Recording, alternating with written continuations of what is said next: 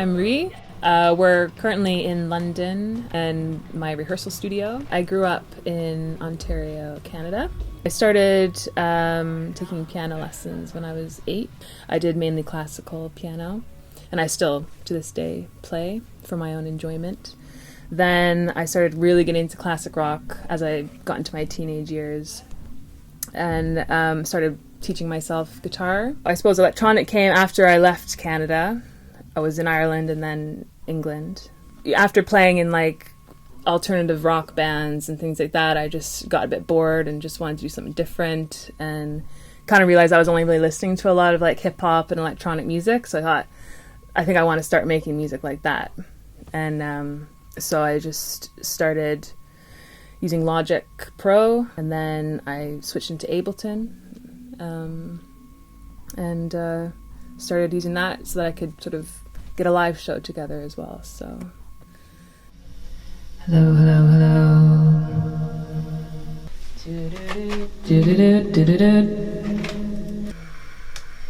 Cold. There we go. Okay. It's getting dark and cold. I'm a deadbeat, full of smoke, breathing it out in billows. So I would say my sound has a lot of hip-hop influence, mainly in the beats. But I'd say it's kind of like a slowed down version. And then obviously with the vocals, it sort of changes the style a little bit. But I mean, as I was getting more and more into production, I was listening to a lot of like just bass music, drum and bass, some trap. I really love like massive bass sounds. So a lot of it was often just, no vocals. And so a lot of that stuff went into it. Like I was listening to a lot of Ivy Lab, for example, which you probably wouldn't listen to my music and think, oh, she listens to Ivy Lab. But I think it's just the production I really appreciated, and how to get that big bass sound, which is what I've always sort of strived for. Like I was listening to a lot of German hip hop, and they were really nailing that lo-fi sound, and I just thought I loved the sort of chilled side of it as well. So I wanted a sound that was bassy yet was still quite chilled. So my influences for my music are Noah Shabib. He goes by 40. He's one of Drake's, main producers. If a sound is going to be in the track, then it's got to be good and strong. Like his drums or a cymbal would just sound so beautiful. And he was saying how when he started out it was just him and Drake, and he basically just had a laptop and some headphones. And I'm similar, I do most of my work just with my laptop and a pair of headphones, and I thought, just hearing him say that, it's like, that's all you need. And I thought, yeah, it just to reinforce that idea, like just work hard, and maybe it's the Canadian hardworking ethic, I don't know. Him, and then Arca. So, like I mentioned, FK Twigs EP2. So that put me onto him and his stuff, and he's so experimental and very bass driven again. And that he could go from his sort of instrumental music to working with a vocalist and make it sound so beautiful, and just the soundscape, it's so wide, but never sounds cluttered. So I think getting that sort of balance.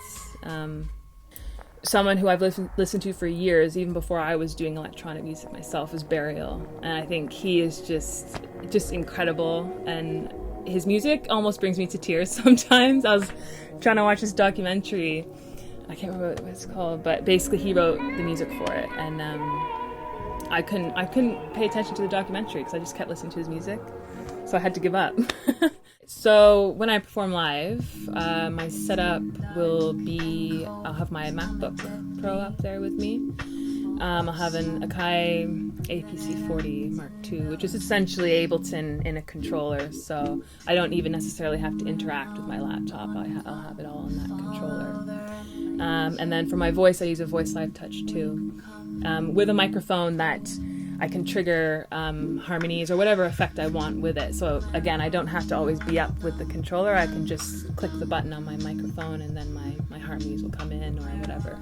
Occasionally I'll have some live visuals. It's quite a simple setup, but I think that reflects the music, that it's quite minimal, and it's all me, really. So we're in a rehearsal studio in London, and you can hear the background noise, I'm sure, which is another band wailing on their drums. It can take a while sometimes. I mean, I generally start with, I'll start with a beat, and then I'll find something nice and melodic, you know, and the words always come after that, because I think I need to be inspired by the track first in order, you know, to imagine a theme or something for the lyrics. Usually the track will then change over time. I might be in love with the beat at first, and then later I'll think, oh, I could do so much better. I teach piano. I think it actually probably factors into my writing a lot, because I mean, I do teach a lot of kids and beginners, but I also have adult students who are, you know, quite accomplished piano players. So it means that for some of them I'll have to sort of keep on top of my game a bit, you know? So if I'm teaching like a Chopin piece, I'll want to be practicing it too. The brilliant melodies of a lot of classical pianists really come into my writing a lot. It's a solitary process, I suppose. You know, I'm always just in headphones in my room writing, and I spend most of my time doing that. So I always knew of Tru Thoughts. I really respect the label and the music they choose. Not including myself necessarily in this. I think there's a lot of integrity in it, and I think this sort of independent angle means that you sort of support an artist's vision, which I'm sure in a lot of labels they kind of maybe try to mold you into something they think you should be, whereas, you know, when I first met Rob, it was just kind of like, you know, we like what you do and we just want to sort of support you in that process of getting your music out there, and that was just like incredible to hear, you know. It's like the dream to get someone, you know, like someone like that behind you. Yeah, I mean, it's a nice feeling. It's yeah, it's almost kind of a shame really that there aren't a lot of other women doing it, but I feel quite, you know, proud to be the first one on the label, so yeah.